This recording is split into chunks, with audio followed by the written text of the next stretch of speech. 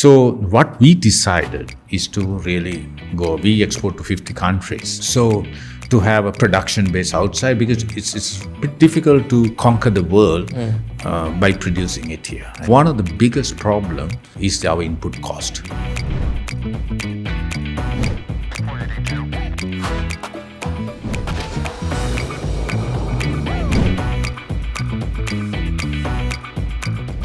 On the Rocketship Experience today, we have in the studio Ravi Jayawardena, who is the CEO of Maliban Group. Ravi, we are here to talk about brands that endure, and we're talking, for a title we have Standing the Test of Time, how heritage brands stay relevant.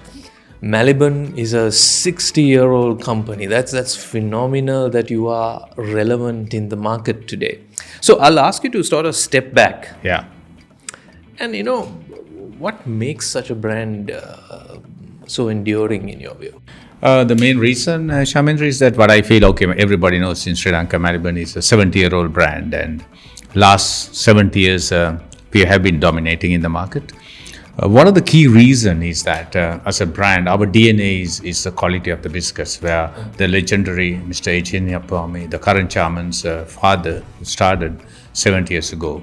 He has told, I'll start with that. In fact, he has told his son, don't sell a single biscuit if that cannot be given it to your son, if your children. Yeah. So meaning, 70 years ago, he came out with a philosophy that if any food comes out from House of Maliban, has to be absolutely authentic, because you give always the best to your children. Sure. So he's treating all our customers like our children. So I think that now the current MD is the third generation. It has gone to the third generation also. I'll give you a simple example. The chairman and his father, and even now the daughter, is actually going to the factory at 6 o'clock every day in the morning, and till 10 o'clock they're in the factory. Right. Right. I don't think anyone as business owners, not only in Sri Lanka, across the world, have that kind of stuff has done for 70 years, day in and day out. So they will look at a cream track and say, the hour number 4, the temperature has dropped by 4%, that kind of knowledge they have. They're absolutely amazing. So that's our DNA. So the brand has survived mainly because of that core principle, because you cannot, take today's context, consumers are very knowledgeable. And also very fickle. They'll switch if they absolutely. Absolutely, there's a choice. In Sri Lanka there are 35 factories, 35 brands for that matter. So we are in an extremely high competitive environment. So brands cannot survive unless you really stick to your core. Let me ask you this, right?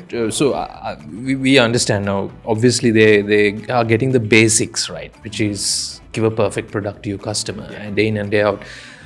How do you make that stick? Sure, you can say it's in your DNA, but how do you make that stick? You mentioned that your chairman visits the factory every day at 6 a.m.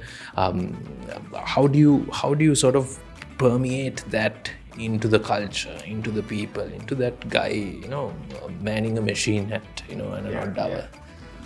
Yeah, what happens, Shamendra, is that when you are making a biscuit, it's a science and an art. Is that and the fundamentals are like the recipe, for example. So the recipe, I can remember there was a head of factory came from a multinational.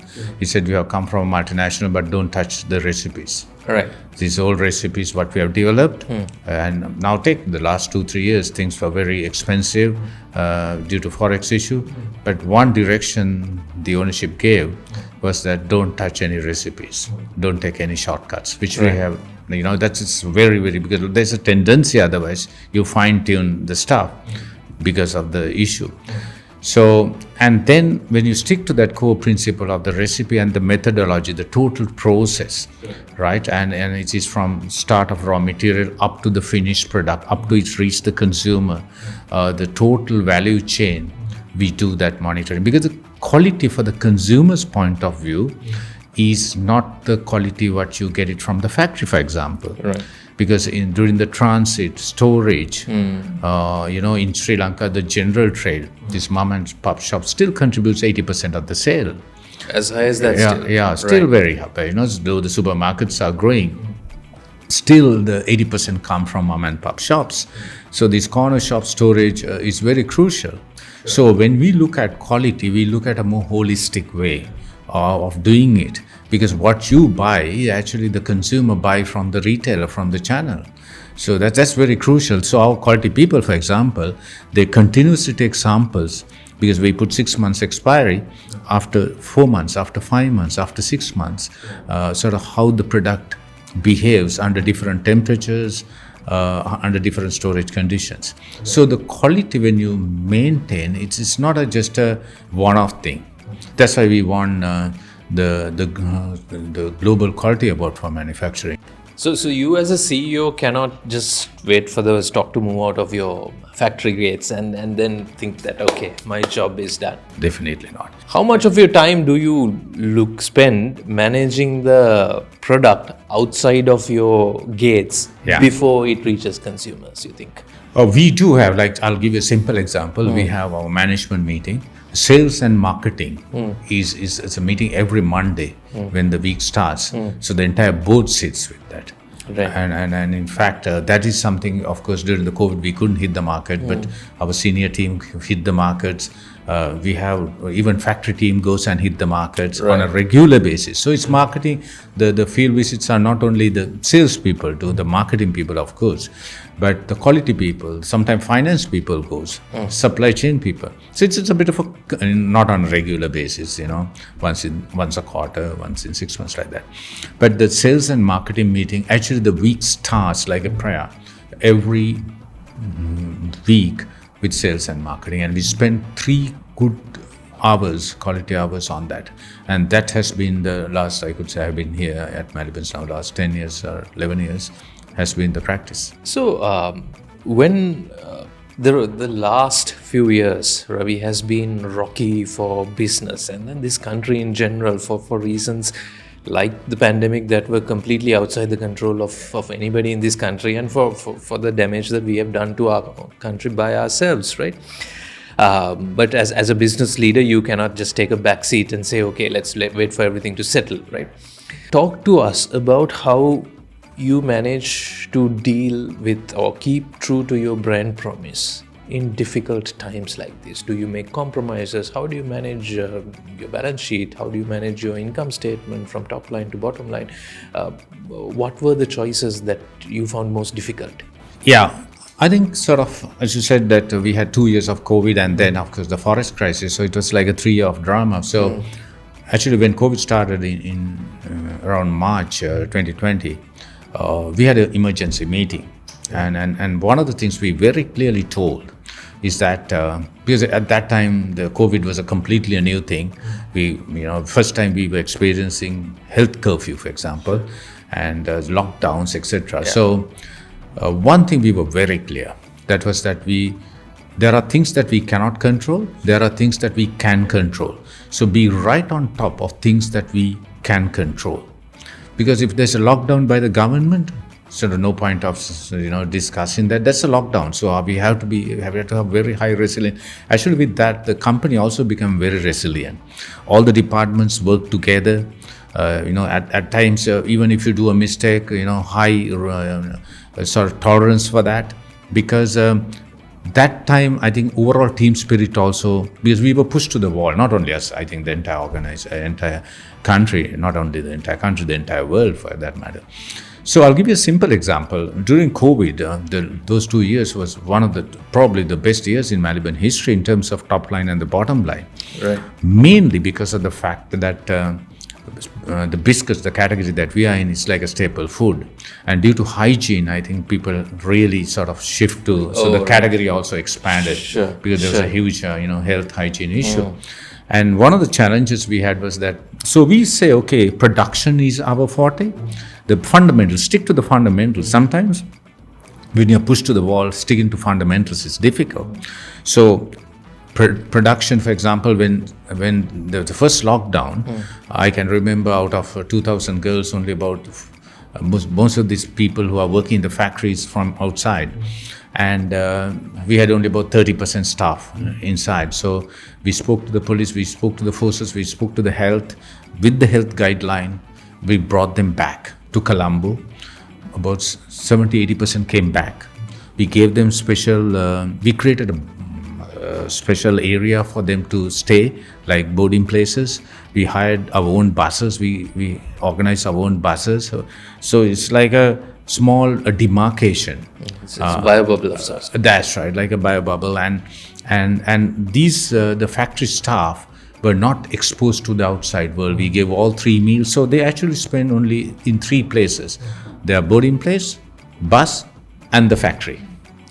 And then we ran even a hospital outside, our own hospital, if there were any casualties. And that's the first company out of the biscuit companies to get their LSI certification on COVID.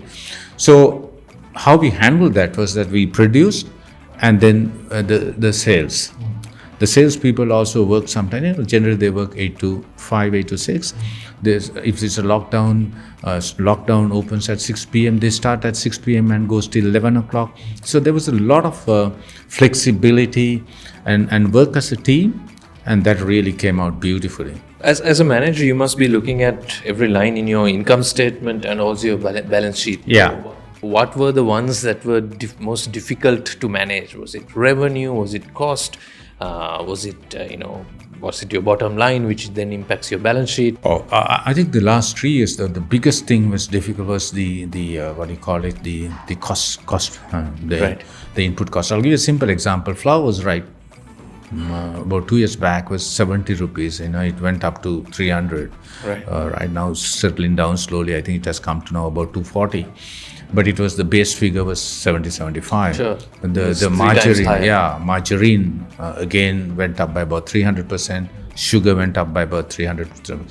So because these 3 raw materials roughly gives the majority of the cost, like 60-65%. So when the cost goes up, that's why we were very reluctant as a company. The last thing and the easiest thing is to take a price increase. But what we decided at a senior level, that's the last option.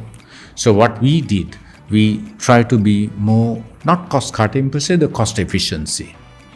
I'll give you a simple example. If a rep visits 50 outlets per day, he puts 35 bills productive.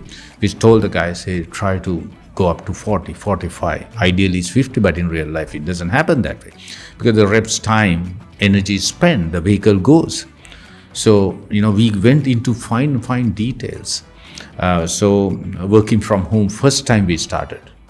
And then the electricity bills comes down, So we try to do all cost efficiencies, and the final bottom line is if it's because biscuit is technically a very low margin category. So then the final option is to increase the price. Just for some background, you do both biscuits and you're in milk powder. What percentage of your top line do the two categories account for? About pre-COVID, almost like 50-50, or it was equal because milk powder is expensive. But what happens, the milk powder prices globally, and due to 2 factors, global prices went up and the US dollar went up. And in Sri Lanka, it's a very much like biscuits and milk, both categories we are in. Not only those 2 categories, even there are a lot of categories. It's oligopolistic. 80% of the market is controlled by 2 players.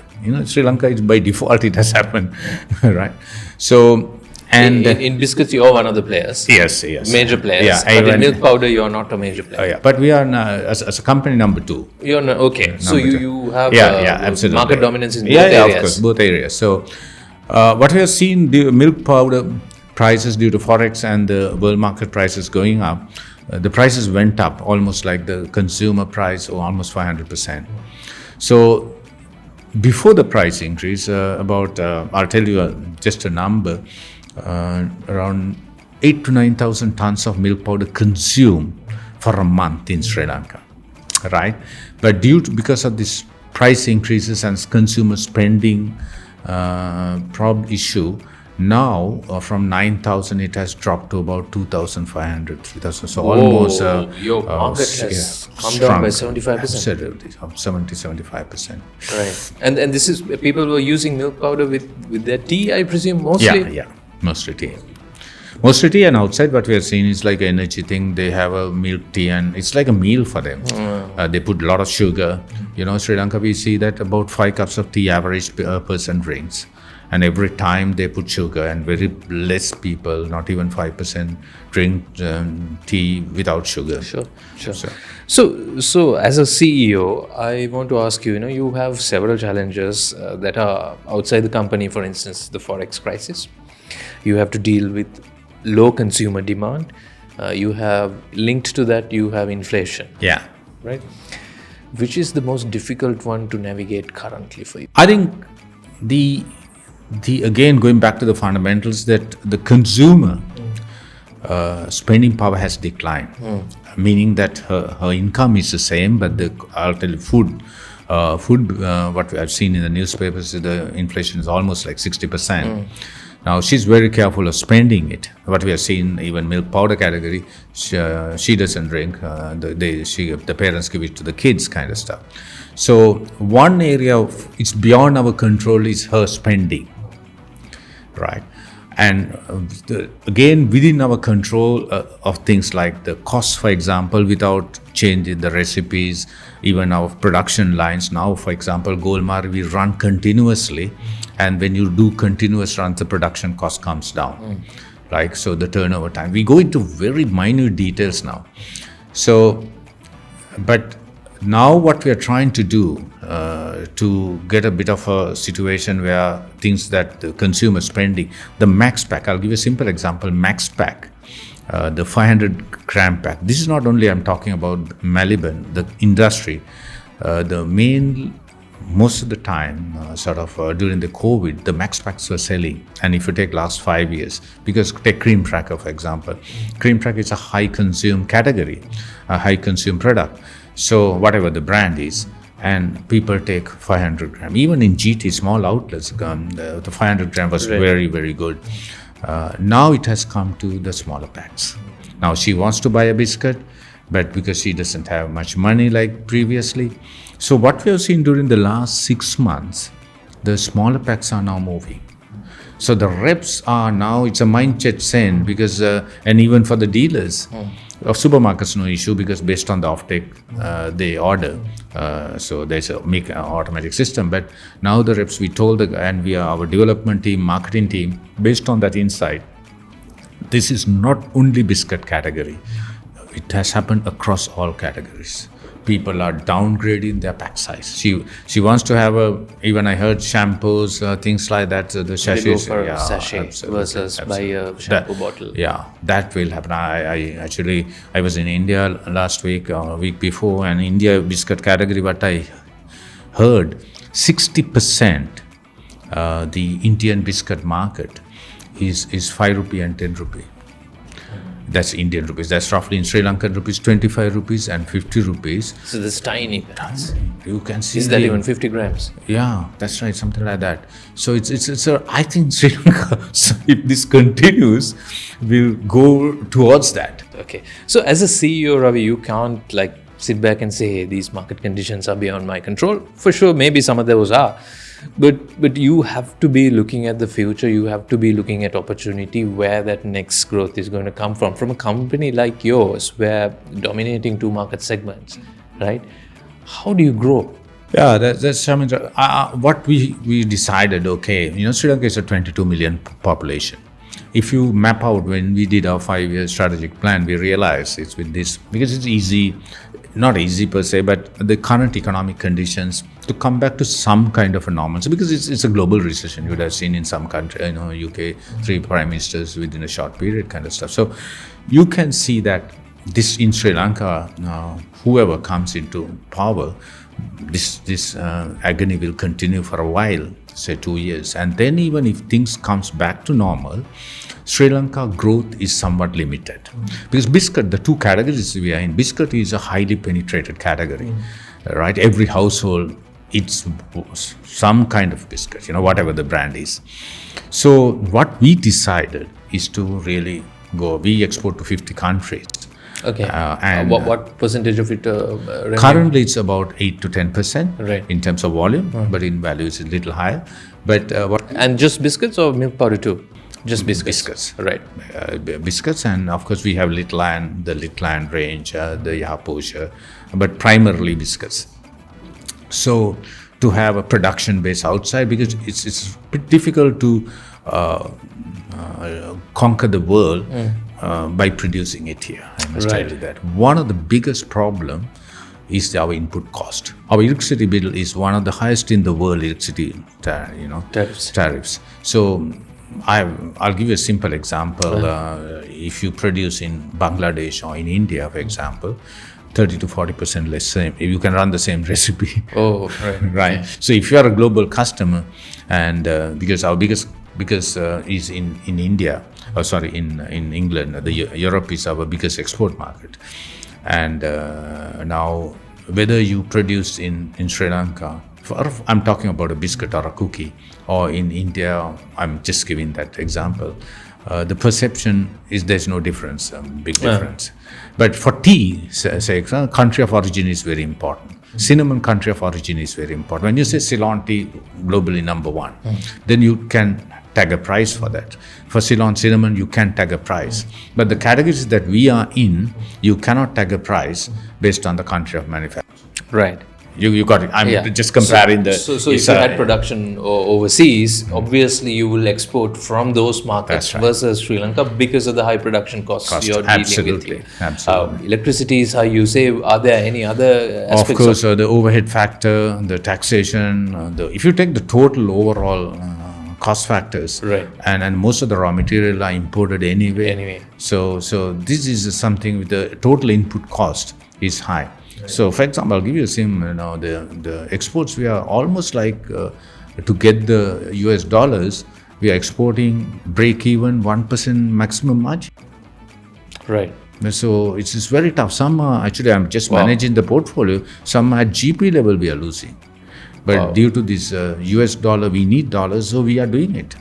Because we are managing. So you export just to get the dollars to manufacture the rest of the product. Yeah, absolutely. Wow.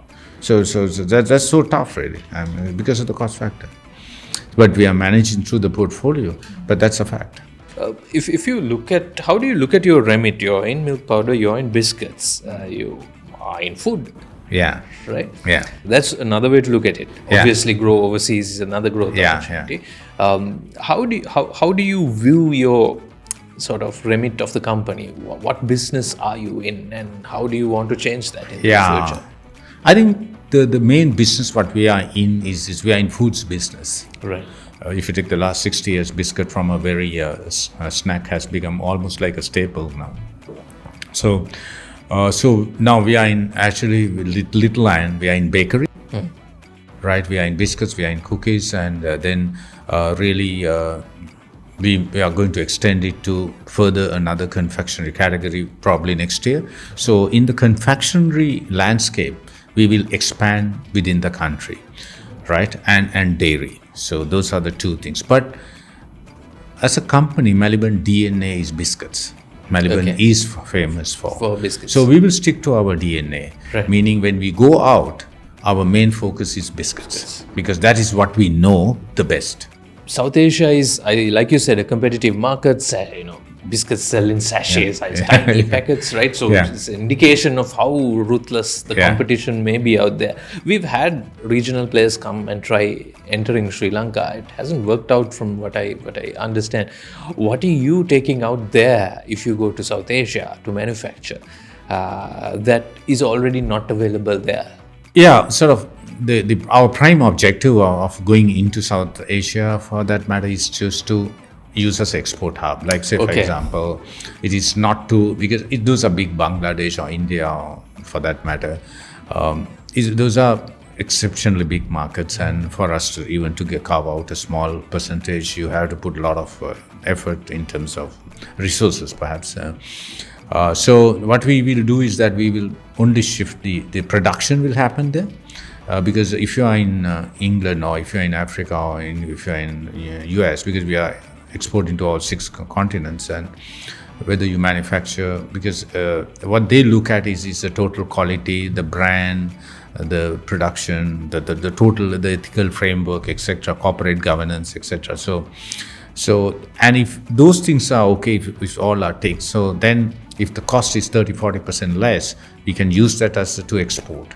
Right. That's our main And idea. is that generating foreign currency in that factory or in that market can benefit the business in Sri Lanka because Absolutely. you will use that to source raw materials out here, right? So then that will help you maintain your dominant position in the two categories. Absolutely. Brilliant. That's tremendously insightful too, Ravi. Anything you want to add in conclusion?